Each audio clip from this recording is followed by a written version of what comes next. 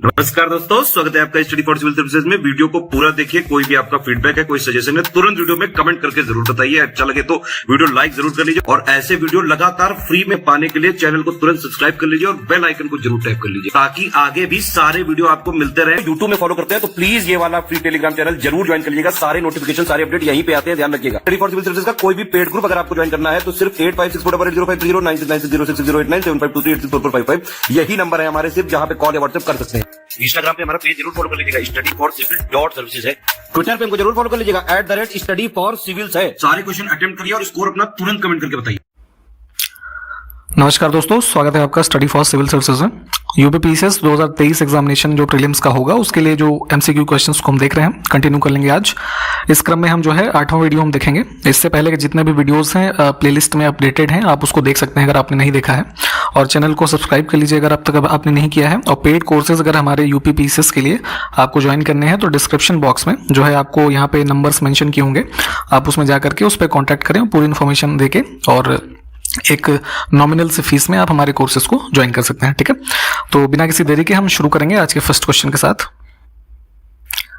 पहला क्वेश्चन हमारे पास है कि व्हीकल लोकेशन ट्रैकिंग डिवाइस, ठीक है, एक जो ऑटोमोबाइल्स हमारे हैं तो मिनिस्ट्री ऑफ रोड ट्रांसपोर्ट और हाईवे जो है इनके द्वारा एक सिस्टम डेवलप किया गया है जो लोकेशन होती है जीपीएस के माध्यम से व्हीकल्स के ट्रैक करने की, उसका एक सिस्टम है यहाँ पे व्हीकल लोकेशन ट्रैकिंग डिवाइस। ठीक है, तो इससे लैस सभी पंजीकृत वाणिज्यिक वाहनों को एक नया सिस्टम है, इमरजेंसी रिस्पांस सपोर्ट सिस्टम। ठीक है, इससे जोड़ने वाला देश का पहला राज्य कौन सा बन गया है। ठीक, तो यहाँ पे देखेंगे तो इन दोनों सिस्टम को आपस में किसी इमरजेंसी की जो है घटना में या कह लीजिए कोई ऐसा इवेंट होता है तो वहाँ पे जो है जो नियरेस्ट सपोर्ट सिस्टम होगा वहाँ पे इससे रिस्पॉन्स मिल जाएगा और ये सिस्टम से लैस जितने भी रजिस्टर्ड व्हीकल्स हैं ऐसा बनने वाला हमारा राज्य हो गया सबसे फर्स्ट हिमाचल प्रदेश। ठीक, तो यहां से ध्यान रखेंगे डी ऑप्शन हमारा करेक्ट है। यहां पे इंग्लिश में भी देख सकते हैं आप। अगला देखिए, हाल ही में किस राज्य सरकार ने पंडित दीनदयाल उपाध्याय राज्य कर्मचारी कैशलेस चिकित्सा योजना का शुभारंभ किया है। ठीक है, तो यहाँ पे जो वर्तमान में स्टेट गवर्नमेंट के एम्प्लॉयज हैं और फॉर्मर एम्प्लॉयज जो रहे हैं अब पेंशन होल्डर हैं, तो ऐसे लोगों के लिए स्टेट गवर्नमेंट जो उत्तर प्रदेश की है इन्होंने ये स्कीम लॉन्च की है, पंडित दीनदयाल उपाध्याय कैशलेस चिकित्सा योजना। ठीक है, तो सिलेक्टेड हॉस्पिटल्स में यहाँ पे ऐसे लोगों का इलाज जो है वो कराया जा सकता है और इसमें पेमेंट जो है वो स्टेट गवर्नमेंट अथॉरिटीज की तरफ से जो है पे की जाएगी, तो इसलिए यहाँ पे इसमें कैशलेस जो वर्ड है इसको यूज किया गया है। तो ध्यान रखेंगे यूपी में ये स्कीम को शुरू किया गया है, डी ऑप्शन हमारा करेक्ट है। अगला देखिए, ट्यूनीशिया के ट्यूनिस में हुए जुहैर शेर रैंकिंग सीरीज, ये जो आयोजन है कब का नाम कह लीजिए, तो इस टूर्नामेंट में कुश्ती का जो टूर्नामेंट है बेसिकली ये, तो इसमें भारतीय पहलवानों ने कुल कितने पदक जीते हैं हमको ये बताना है। ठीक, तो पहले ये ध्यान रखेंगे कहाँ पे आयोजन हुआ है, तो ये अफ्रीकन कंट्री जो ट्यूनीशिया है इसके शहर ट्यूनिस में। ठीक, और इसमें कुल भारतीय जो ये रेसलर्स हैं इन्होंने जीते हैं 23 मेडल्स, जिसमें कि 6 जो हैं गोल्ड थे, 10 आपका सिल्वर और 7 ब्रॉन्ज। ठीक है,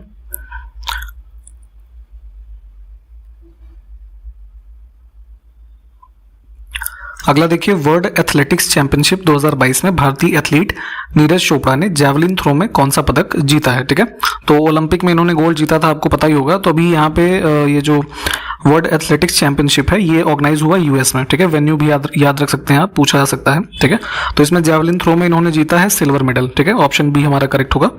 और जो इसमें थ्रो का वो भी आपसे पूछा जा सकता है ना कि डिस्टेंस कितना था, तो 88.13 मीटर्स। ठीक है, हाल ही में किस टेलीस्कोप ने अब तक की खोजी गई सबसे पुरानी, यहाँ पे हिंदी में थोड़ा गलत है मात्रा में, इग्नोर करेंगे इसको। ठीक है, तो पुरानी आकाशगंगा, इसका नाम है ग्लास Z13, इसकी खोज की है। तो यहाँ पे बिग बैंग थियरी के बारे में आपने पढ़ा होगा, तो बिग बैंग थियरी से ऑलमोस्ट अराउंड इसका एस्टिमेट किया गया है कि 400 मिलियन ईयर्स के जो है बाद की ये गैलेक्सी है, इसका नाम ये दिया गया ग्लास Z13। ठीक है, तो इसको यहाँ डिस्कवर किया है जेम्स वेब स्पेस टेलीस्कोप ने। ठीक है, ऑप्शन सी करेक्ट होगा, काफी चर्चा में रहा था हाल फिलहाल, क्योंकि जेम्स वेब ने अभी रिसेंटली जो है कई सारे प्लैनेट्स और ये यूनिवर्स में जितने भी गैलेक्सीज वगैरह इनकी तस्वीरें ली हैं, ठीक है। तो अब तक का सबसे पावरफुल टेलीस्कोप अब ये हो गया है कि ये भी चीज़ आपको जानकारी में रखनी है अगर आपसे पूछा जाए। पहले अभी हबल के बारे में हम जानते थे, अब जो है जेम्स वेब हो गया है, ठीक है। किसके द्वारा डेवलप किया गया इसको? तो जो अमेरिकन स्पेस एजेंसी नासा, इनका कोलैबोरेशन है कनेडियन स्पेस एजेंसी और यूरोपियन स्पेस एजेंसी जो है, इनके कोलैबोरेशन में इस जेम्स वेब को डेवलप किया गया है। तो एक चीज़ ये भी ध्यान रख सकते हैं आप, ठीक। हाल ही में जारी वैश्विक शांति सूचकांक 2022 में 163 देशों में भारत की रैंकिंग क्या है ये बताना है। तो देखिए, पहले तो ये देखिए कि ग्लोबल पीस इंडेक्स जो है रिलीज कौन करता है। तो ये अभी जो 2022 में आया है, ये 15th एडिशन है। इसको एक इंस्टीट्यूट है, institute for economics and peace, है ना, सिडनी, इनके द्वारा रिलीज किया जाता है। और इसमें देखेंगे तो 2022 में आउट ऑफ 163 जो है इंडिया की रैंकिंग है 135, है ना। पिछले वर्ष से जो है 2 रैंकिंग इंप्रूव हुई है। तो अब हम जो है 135वें स्थान पे हैं। टॉप पे जो है कौन सा देश है? तो वो है ये आइसलैंड, ठीक। ये 2008 से लगातार टॉप पोजीशन पे बना हुआ है। इसके बाद न्यूजीलैंड था, फिर डेनमार्क, है ना। तो कुछ ऐसे टॉप की जो पोजीशन है। इंडिया की रैंकिंग 135 है, ये ध्यान रखेंगे। भारतीय जैवलिन थ्रोअर अन्नू रानी ने विश्व एथलेटिक्स चैंपियनशिप 2022 में 61.12 मीटर के सर्वश्रेष्ठ प्रयास के साथ महिला भाला फेंक फाइनल में किस स्थान पर रही, ये बताना है, ठीक है। तो अभी हमने नीरज चोपड़ा के बारे में देखा था, यहाँ पे अन्नू रानी के बारे में क्वेश्चन है, ठीक है। तो इनका जो बेस्ट थ्रो रहा 61.12 मीटर्स, तो इसके साथ ये जो है 7th रैंक पर रही थी। यहाँ पे डी ऑप्शन करेक्ट है। नेक्स्ट है, विश्व स्वास्थ्य संगठन के द्वारा मंकी पॉक्स को वैश्विक स्वास्थ्य आपातकाल कब घोषित किया गया है, ठीक है। तो अभी हाल फिलहाल जो है ये काफी चर्चा में है, मंकी पॉक्स का जो रोग है। इंडिया में भी केसेस इसके मिलने लगे हैं। एक फर्स्ट केस जो रिपोर्ट हुआ था केरला में हुआ था, अभी रिसेंटली दिल्ली में भी केस देखे गए हैं, ठीक है।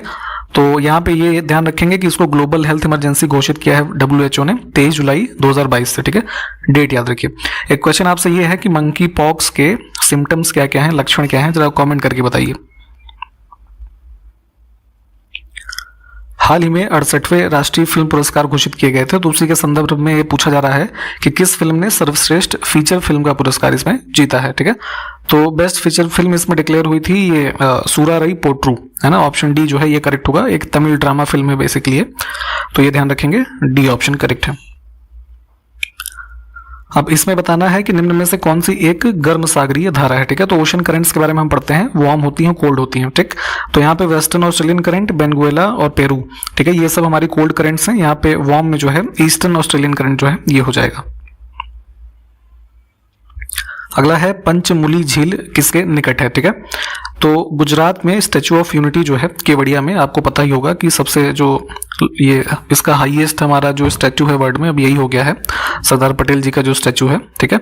तो यहाँ के निकट है पंचमुली झील। रिसेंटली ये न्यूज़ में इसलिए रहा था कि जो है यहाँ पे क्रोकोडाइल्स जो है वो पाए जाते थे, ठीक है। तो टूरिस्ट की सेफ्टी के लिए यहाँ से लगभग जो है 200 के अराउंड में जो क्रोकोडाइल्स हैं उनको रिलोकेट किया गया था दूसरी जगहों पे 2 शिफ्ट में, है ना। तो इस वजह से चर्चा में रहा था। तो यहाँ पे है ये गुजरात में, ऑप्शन ए करेक्ट है। विश्व स्वास्थ्य संगठन की ई 2025 पहल किस पर आधारित है, ठीक है। तो यहाँ पे जो ये इनिशिएटिव है ई 2025, तो मलेरिया के उन्मूलन से संबंधित है। ऑप्शन बी हमारा करेक्ट होगा। इसमें बेसिकली ये है कि जो है WHO ने 25 ऐसे देशों की पहचान की है जहां से वर्ष 2025 तक मलेरिया को इरेडिकेट करने का लक्ष्य है इनका, ठीक है। तो ये ध्यान रखेंगे, 25 कंट्रीज हैं, इस वजह से यहाँ पे इरेडिकेशन 2025 करके ये इनिशिएटिव है, ठीक। बी ऑप्शन करेक्ट होगा। अशोक दलवाई समिति का संबंध इनमें से किस विषय से है, ठीक है। तो यहाँ पे आपको पता होगा कि भारत सरकार के द्वारा एक लक्ष्य निर्धारित किया गया था कि किसानों की आय जो है डबल करना है, ठीक है। किस वर्ष तक? 2022 तक, है ना। तो अब ये शायद हुआ है या नहीं, ये आप हमको बताइए कमेंट करके।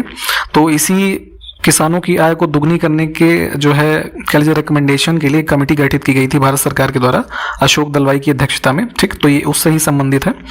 ऑप्शन हमारा ए करेक्ट होगा। नेक्स्ट है, बैफिन द्वीप कहाँ पर स्थित है, ठीक। तो ये अब इन ऑप्शंस में देखेंगे तो आर्कटिक ओशन जो है ये हमारा करेक्ट आंसर हो जाएगा, बी वाला। बेसिकली जो कनाडा है, कनाडा की ही टेरिटरी है ये, और सबसे जो है लार्जेस्ट आइलैंड है इन पर्टिकुलर। अगर हम कनाडा की बात करेंगे वहां पे, और अगर वर्ल्ड वाइड देखेंगे तो 5th लार्जेस्ट आइलैंड है in terms of area in the world, ठीक।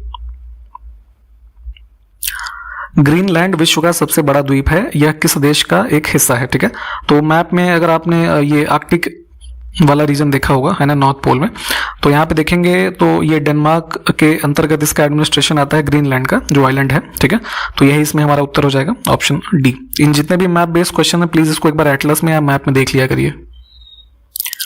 इसमें देखिए कौन सा जो है पेयर सुमेलित नहीं है। ठीक है, तो यहाँ पे ऑप्शन डी हमारा जो है ये गलत होगा, बाकी ये तीन तो ठीक हैं। सरसई झील लिखा है आगरा में, ये गलत है। सरसई नावर लेक जो है ये हमारा इटावा में है, जो कि हमारे उत्तर प्रदेश में 10 रामसर साइट्स हैं उनमें से एक है। ठीक है, तो इसलिए ये वाला जो है पेयर गलत था। आगरा में देखेंगे तो यहाँ पे कीथम लेक है। ठीक है, अगला देखिए बायोस्फीयर रिजर्व्स के बारे में पूछा जा रहा है हमसे। तो नीलगिरी बायोस्फीयर रिजर्व का विस्तार किस राज्य में नहीं है? ठीक है, तो one of the largest biosphere reserve है इंडिया में। ऐसे देखेंगे यहाँ पे कर्नाटका, केरल और तमिलनाडु का जो ट्राई जंक्शन है ना, तो ये बीच में स्थित है। ठीक है, तो तीनों स्टेट से कवर करता है ये। इसमें आंध्र प्रदेश जो है ये नहीं होगा, ऑप्शन डी को चुनेंगे हम। अगला है अंतर्राष्ट्रीय चावल अनुसंधान संस्थान का दक्षिण एशिया क्षेत्रीय केंद्र उत्तर प्रदेश के किस जिले में स्थित है? तो इंटरनेशनल राइस रिसर्च इंस्टीट्यूट जो है ये कहाँ पे है? मनीला, फिलीपींस में है। ठीक, तो इसका जो एशिया रीजनल का ऑफिस है ना, ये यूपी में है, वाराणसी में, ऑप्शन ए। नेक्स्ट है ट्राइकस्पिड वॉल्व यानी कि त्रिवलनी कपाट हिंदी में लिखा है। ठीक है, तो ये कहाँ पाया जाता है हमसे ये पूछा जा रहा है। तो ह्यूमन हार्ट के बारे में आपने इसको देखा होगा, तो जैसे हमारे 4 चैम्बर होते हैं। ठीक है, तो यहाँ पे जो हमारा राइट आर्ट्रियम और राइट वेंट्रिकल है ना, इन दोनों के मध्य में इसकी लोकेशन होती है ट्राइकस्पिड वॉल्व की। अब इसका बेसिकली काम क्या होता है? तो ये खुलता और बंद होता है, यानी कि ओपन एंड क्लोज होता है, ये चेक करने के लिए कि जो हमारा ब्लड फ्लो हो रहा है वो सही डायरेक्शन में हो रहा है कि नहीं। ठीक है, तो इतनी बेसिक इन्फॉर्मेशन हम यहाँ पे रखेंगे, है ना, ऑप्शन बी करेक्ट हो जाएगा। अगर चाहे तो आप इसको एक बार इसका इमेज सर्च करके देख सकते हैं। बंगाल विभाजन की घोषणा के बाद किसके नेतृत्व में मुसलमानों का एक शिष्टमंडल वायसराय लॉर्ड मिंटो से मिला था? ठीक है, तो आपने पार्टीशन ऑफ बंगाल पढ़ा होगा 1905 का।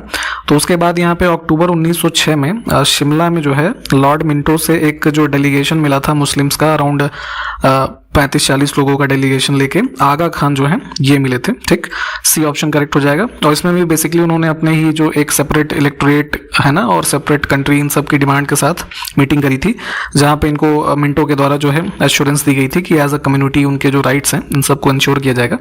तो इससे ही संबंधित था ये, है ना। इसको शिमला डेपुटेशन के नाम से भी जानते हैं, एक बार पढ़ लीजिएगा।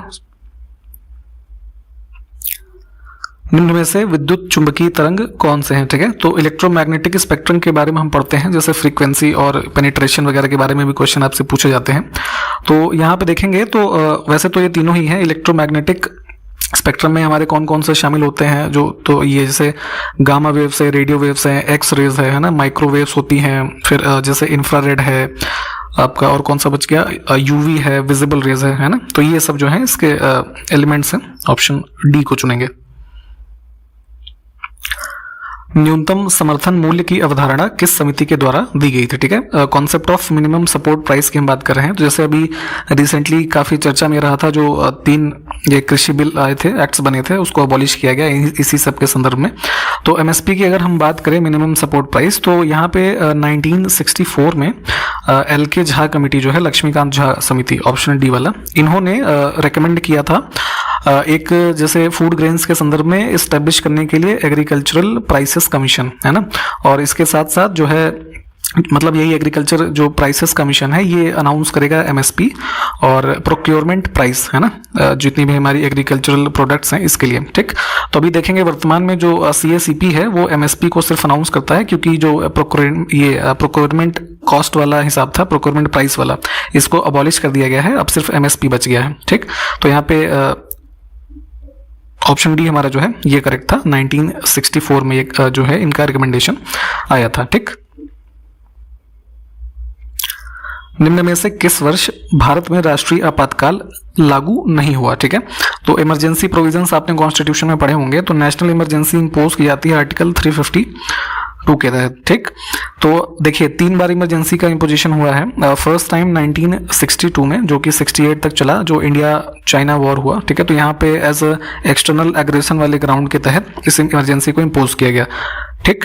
71 में जो है इंडिया पाकिस्तान वॉर के टाइम पे इम्पोजिशन हुआ। फिर जो है 1975 में काफ़ी कंट्रोवर्शियल सर्कमस्टांसेस में ये इम्पोजिशन हुआ, जो है पॉलिटिकल इंस्टेबिलिटी के चलते इंटरनल डिस्टर्बेंस के तहत इस इमरजेंसी को जो इम्पोज किया गया था इंदिरा गांधी जी के टाइम पे, ठीक है। तो यहाँ पे 1966 जो है ये हमारा ऑड हो जाएगा। निम्न में से किस धर्म का यह मत है कि मोक्ष इस जीवन में भी संभव है, इसे प्राप्त करने के लिए मृत्यु की आवश्यकता नहीं है, ठीक है। तो ये बिलीफ है किसका? बुद्धिज्म का। ऑप्शन बी करेक्ट होगा हमारा। हाल ही में किस केंद्रीय मंत्री ने अखिल भारतीय आयुर्वेद संस्थान में बच्चों के लिए टीकाकरण केंद्र का उद्घाटन और बाल रक्षा मोबाइल एप्लीकेशन लॉन्च किया है, ठीक। तो ये जो है मिनिस्ट्री ऑफ आयुष जो है इसके मंत्री हैं सर्बानंद सोनोवाल जी, ठीक है। तो यहाँ पे इन्होंने इसको लॉन्च किया है। डी ऑप्शन करेक्ट है।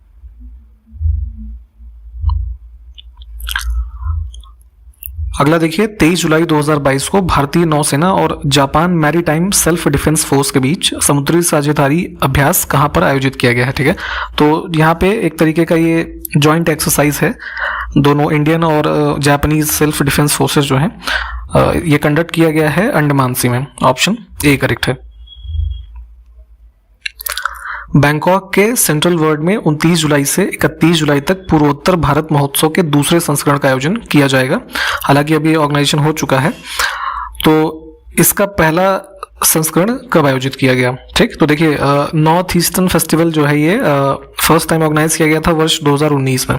अभी रिसेंटली जो है इसका आयोजन 29 जुलाई से 31 जुलाई तक होगा। यहाँ पे बेसिकली थाईलैंड में जो ये कैपिटल है बैंकॉक, तो नॉर्थ ईस्टर्न का जो रीजन है भारत का, यहाँ से जो है थाईलैंड का जो बेसिकली एथनिक कल्चर है, तो थोड़ा बहुत जो है कुछ चीज़ें सिमिलरिटीज़ हैं।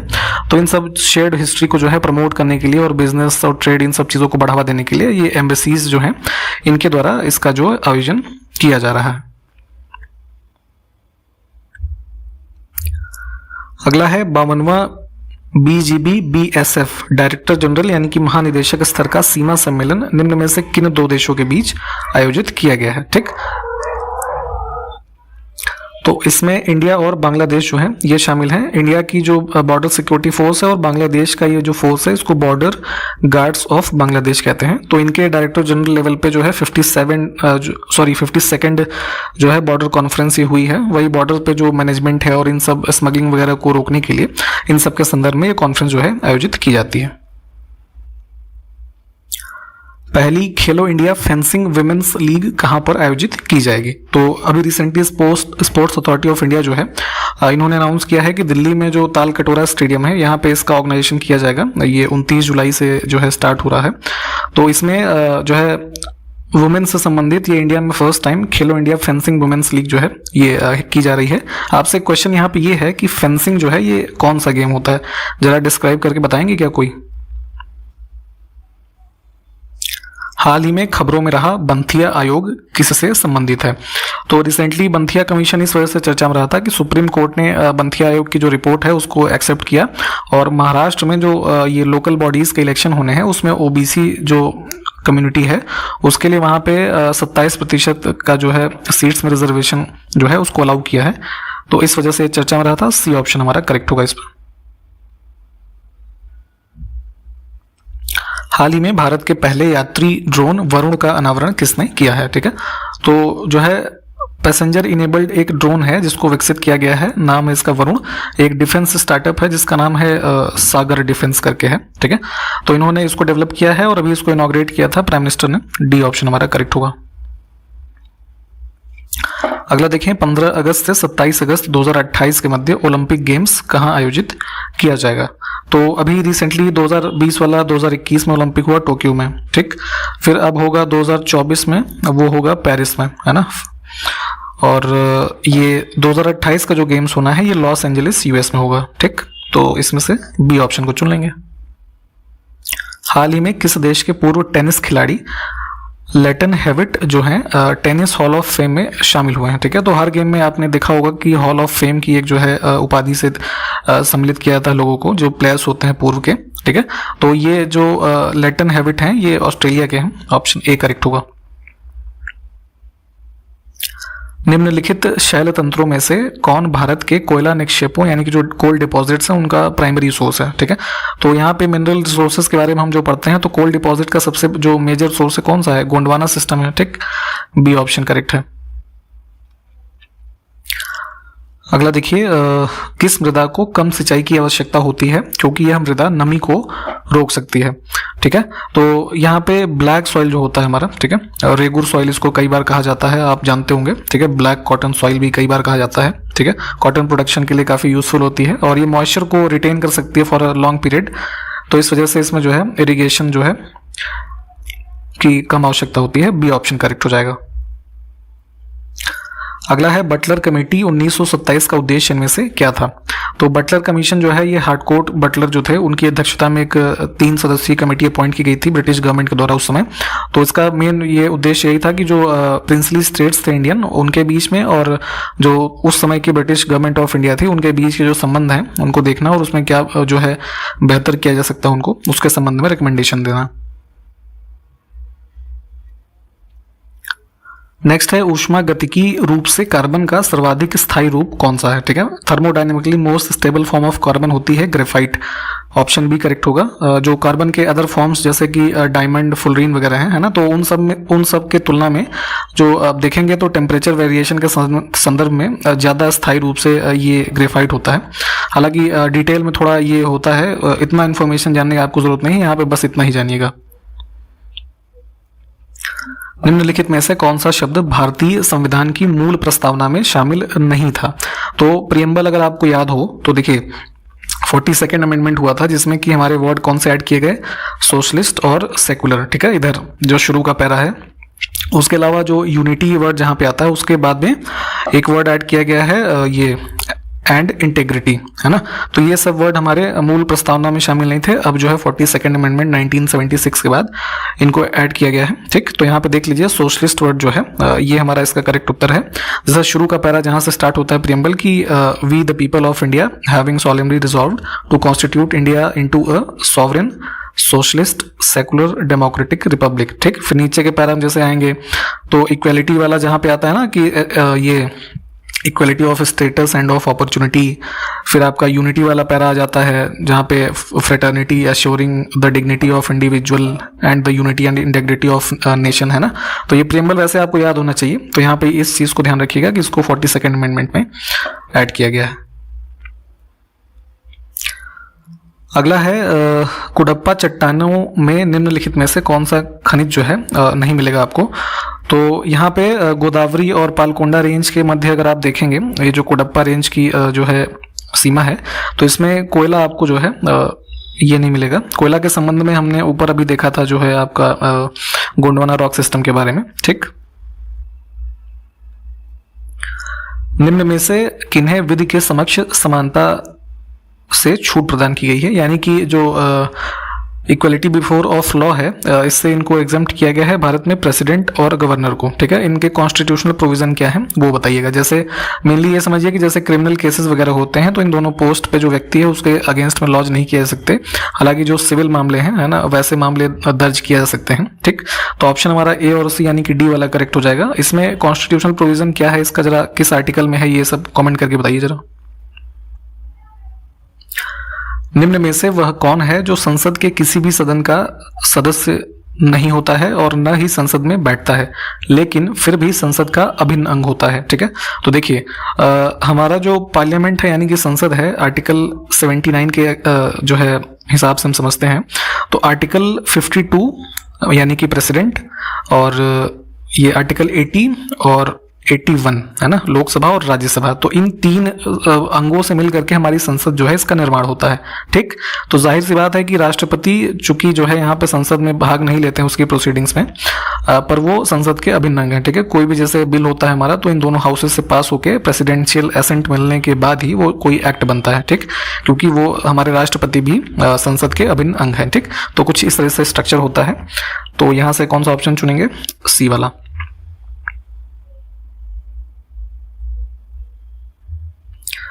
इनमें से वे कौन से तत्व हैं जो कमरे के तापमान यानी कि जो रूम टेम्परेचर होता है और जो स्टैंडर्ड एटमॉस्फेरिक प्रेशर है उस पे लिक्विड फॉर्म में होते हैं यानी कि तरल होते हैं। तो यहाँ पे मरकरी और ब्रोमीन है ना, ये दोनों ही हमारे करेक्ट उत्तर हो जाएंगे। डी ऑप्शन को चुनेंगे। अगला है समवर्ती सूची के अंतर्गत निम्नलिखित में से कौन सा विषय शामिल नहीं है। ठीक है, तो देखिए 7th जो ये हम पढ़ते हैं ना लिस्ट,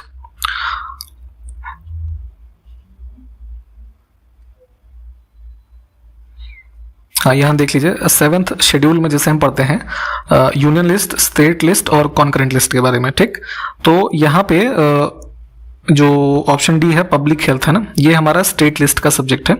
ऑप्शन डी जो है इसको चुनेंगे, ये हमारा कॉन्करेंट लिस्ट में नहीं है। हालांकि जो है अभी जो रिसेंट हमारा फाइनेंस कमीशन था 15th फाइनेंस कमीशन, तो इसके जो चेयरमैन थे NK सिंह है ना, उन्होंने ये रिकमेंड किया था कि जो है ये आपका जो हेल्थ और सैनिटेशन वाला सब्जेक्ट है this should be included in the concurrent list है ना, तो इसको भी ध्यान रख सकते हैं। फिलहाल अभी वर्तमान में जो पब्लिक हेल्थ हमारा है this is in state list.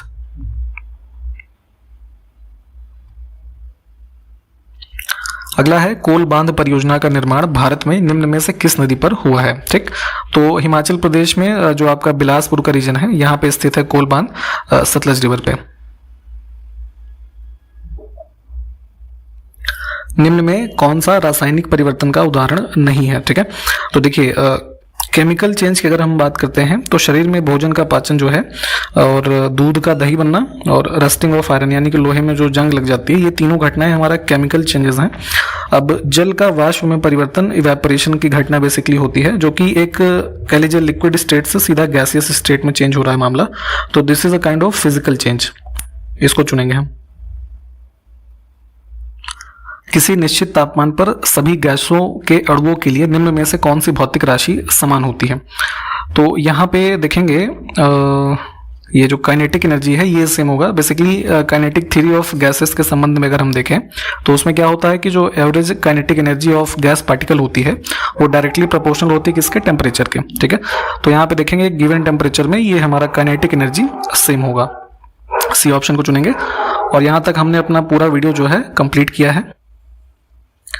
Next video मिलते हैं आपसे, तब तक के लिए नमस्कार, जय हिंद।